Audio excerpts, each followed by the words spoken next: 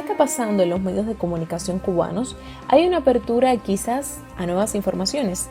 ¿Qué fue el catalizador para eso? Los sucesos de la huelga de hambre del movimiento San Isidro de fines de 2020 desencadenaron otras acciones que han tenido repercusión en la información que se difunde a nivel de país. Pero, ¿qué cosa es el movimiento San Isidro? Una rápida googleada nos aterriza en la historia.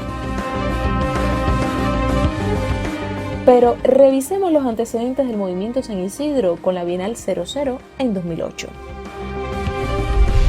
Hay referentes anteriores de las personas que participan en este grupo, en el cual, hace una cantidad de años atrás, en una Bienal de La Habana, se realiza un grupo de performance con toda una intencionalidad política. El performance fue incluido dentro del programa de la Bienal. Posteriormente, a partir de un interés muy marcado de las agencias estadounidenses en influir sobre el sector artístico cubano, hay una intención de seguir participando en las bienales. Lógicamente, las autoridades culturales cubanas se percatan de esto y se niegan a abrir las puertas de la bienal a estas intenciones. Se crea una idea de hacer lo que se le llamó la Bienal 00, que era como una bienal paralela, a partir también de ideas que se iban moviendo como parte de la estrategia estadounidense de encontrar personas que fueran armando proyectos completamente paralelos y finalmente contrapuestos a los propios proyectos culturales de la institucionalidad cubana de la cultura. Ahí teníamos una intención que llevan desde hace tiempo tratando de generar una muestra independiente de cine cubano, algo así, que nunca lo han logrado completamente. Y de alguna forma esta Bienal 00 se empieza a escuchar un poco más de estos personajes fabricados como el señor Alcántara y otros relacionados con esto, la señora Tania Bruguera, que era una artista destacada aquí dentro del espectro de las artes plásticas cubanas. En algún momento cambió la calidad de su arte, que era realmente reconocida por el mercenarismo, tal vez le era más lucrativo, pero bueno, eso ya depende de cada cual. La génesis del movimiento San Isidro es una estrategia ya utilizada en el mundo. Y un poco de esos son los referentes. En el caso de la persona más significativa del grupo, que es el señor Alcántara, es como de alguna manera los estadounidenses quisieron encontrar en él lo que en China vino a ser este artista muy destacado, Weiwei, que en algún momento tuvo una posición muy similar, a hacer performance de una provocación política y proyectarlo como una especie de disidente con una proyección artística. Bueno, aquí en Cuba no encontraron a nadie de esa envergadura artísticamente. Lo más que lograron fue a Tania Bruguera, pero bueno, Tania Bruguera no se encaraba en los postes y se desnuda en la calle. Entonces, bueno, encontraron a alguien que se hiciera ese tipo de provocaciones mucho más que pudieran molestar más a la ciudadanía en la vía pública. Y, son performances que no son tales performances artísticos, es realmente una provocación en la calle donde te grabas, haces algo que inmediatamente llama la atención de las autoridades mismo en la calle, aparece una patrulla, la policía viene, te llevan, filmas todo eso, lo subes a las redes y presentas como que te están reprimiendo. Y eso se creó un patrón y repetitivo.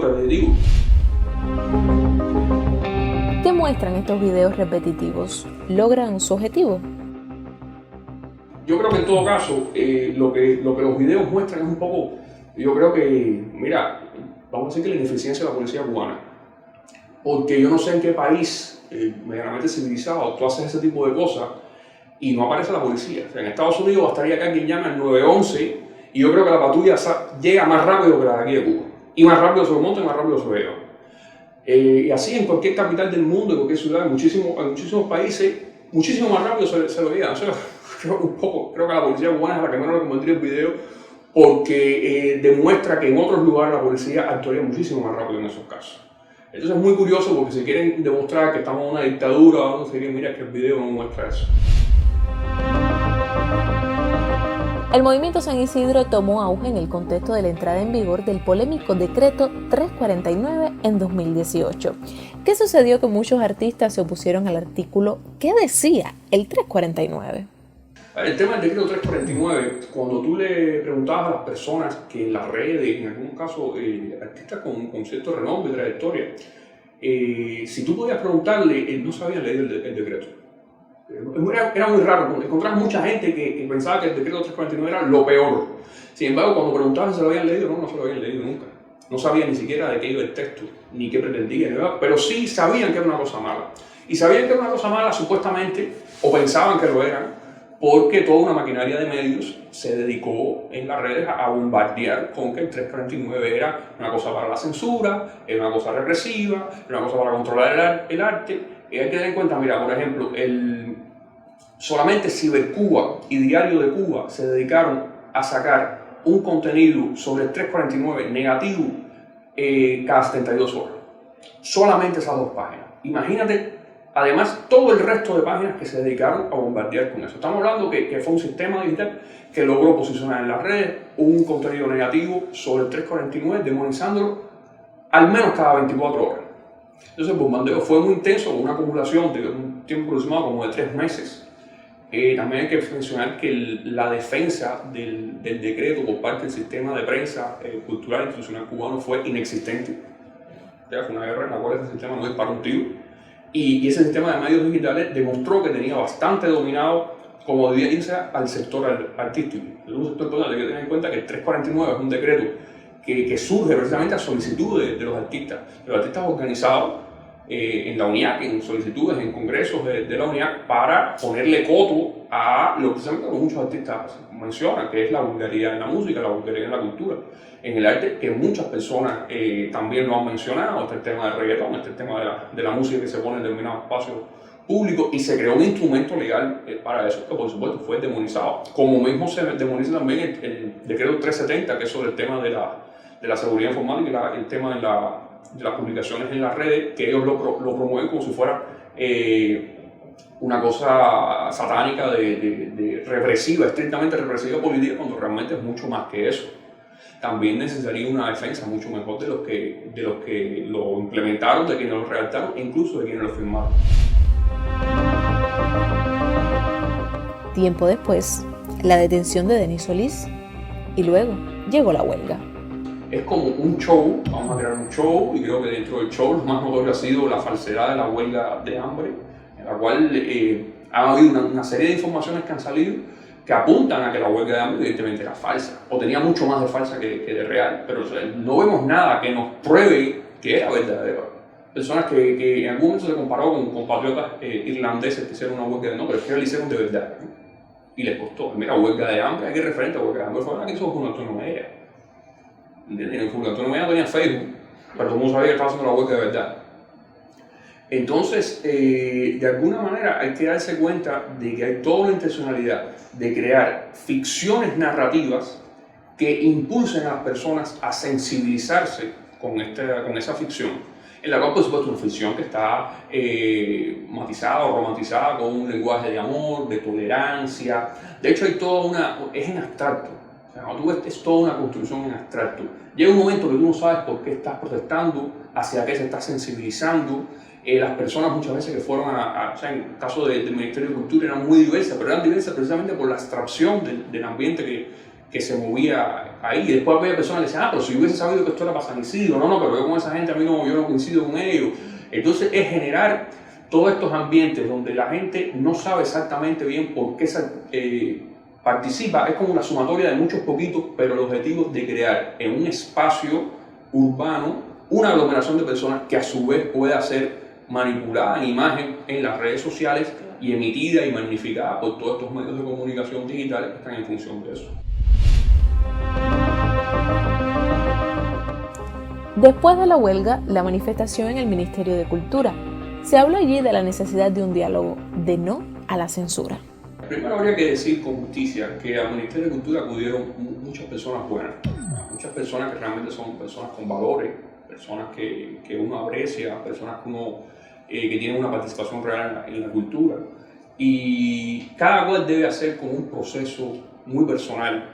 A todo el mundo es difícil admitir que lo manipularon o que fue a algo que pensando que era una cosa y después se fue espantando de lo que fue descubriendo. Yo creo que con todo el volumen de información que ha transmitido la televisión en este tiempo, el noticiero, las personas se pueden formar su propio criterio.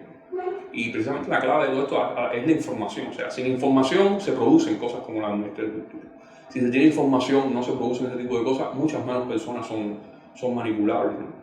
Pero bueno, ese proceso tiene que hacerlo cada cual, ir entendiendo por qué fue, por qué no fue, ir asimilando la información. Si tú te metes en un proceso de justificación, Primero de negación, o de justificación. Ok, me están poniendo esto en el noticiero, lo estoy viendo, pero yo de todas maneras pienso que aquí tiene que haber un diálogo. Yo le pregunto, ¿un diálogo de qué tipo? ¿Un diálogo con quién? Y le siguen mostrando y si se sigue argumentando y la persona sí está bien, pero, y todavía ese proceso de salir del pero, cada cual tiene un poco que hacer. Habrá quienes no lo harán nunca y seguirán, incluso sentirán el confort de seguir en eso. Y habrá otros que, bueno, sí harán. Yo creo que en el caso de los artistas que me comentábamos, yo sí creo que hay artistas que han hecho una introspección, han hecho un análisis de esto. Inevitablemente, o sea, ahí fueron artistas que son reconocidos y eso fue también explotado mediáticamente. Yo pienso que esos artistas fueron por un concepto de justicia y de instinto de condenar la censura, condenar la intolerancia que existe en nuestra sociedad. La sociedad cubana lo tiene, sobre todo la comunidad artística cubana y la cultura, tiene este instinto muy arraigado contra la censura. Y esas personas indudablemente fueron ahí movidos por valores y por sentimientos que son correctos y son muy buenos que los tengamos. Pero yo pienso que su defensa merece mejores causas. ¿Qué tan necesario es el diálogo, el debate? De hecho, cuando se habla del diálogo, estamos refiriéndonos a una palabra que en el pasado reciente pudiéramos habernos referido a ella como debate. Cuando dice, hay una necesidad de diálogo, ¿no? Aquí hay una necesidad de debatir muchísimas cosas, hay una necesidad de hablar de muchísimas cosas, hay una necesidad de hablar de muchísimas cosas y de informar, que es el gran problema. Al no informar, como tú no hablas en los medios de comunicación, como sistema de medios de comunicación, se producen esos vacíos, entonces son aprovechados y son favorables para la manipulación. Claro, eso se le dice, bueno, de diálogo. Y la gran pregunta que el Ministerio de Cultura se le hizo, bueno, ¿el diálogo con quién tengo que dialogar? Con la señora Tania Bruguera, se sabe que activamente participa en la contrarrevolución. No puede ser. Con el otro, el señor Estrada, que también se sabe que es ya un contrarrevolucionario sin máscara ninguna. Con esas personas que hay que dialogar. ¿Tiene algún diálogo del gobierno con la contrarrevolución? Pero esa intención no es nueva. Esa intención viene de la Cumbre de las Américas en Panamá, donde parte del plan de la cumbre era que el gobierno cubano se sentara a hablar con la disidencia, que se sentara a hablar con la señora Giovanni Sánchez. Eso es un plan. Y ahora en el Ministerio de Cultura hay una intención igualmente de validarse como ente social que no es. Por eso entonces pretendían que estuvieran presentes los medios de comunicación, como Rialta, como 14 y medio, como ADN, o sea, todo este sistema de medios de comunicación que se dedica a publicitar a esa contrarrevolución. Y empezaron a pedir que hubiera otras personas que ya no eran esos 30, otras personas para consolidar mucho más su presencia como contrarrevolución. Entonces, mira, aquí diálogo con la contrarrevolución es muy difícil que lo haga.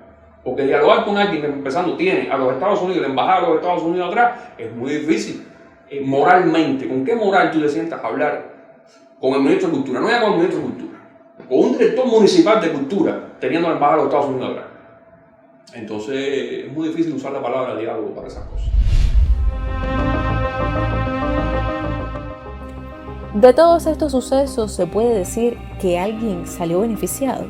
Aquí primero habría que decir que lógicamente lo que estamos viendo ahora es una intención de crear una identidad a partir del 27. Eso es parte del guión también.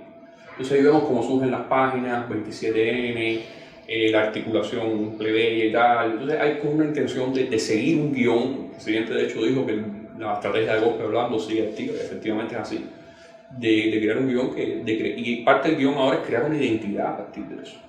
Entonces, habría que pensar quién fue el beneficiado de esto. Mira, el beneficiado fue el pueblo cubano que recibió información que nunca antes le había dado.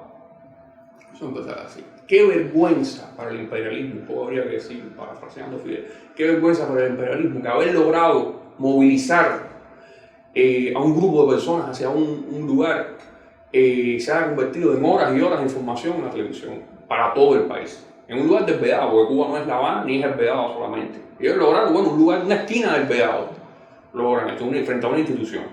Y resulta ser que eso se convierte en la televisión en horas y horas de información para todo el país. Y en la prensa. Entonces, yo creo que los beneficiados son las personas que merecían antes haber tenido esta información y finalmente la han tenido. Más información, menos silencios. La guerra contra la manipulación mediática ha comenzado.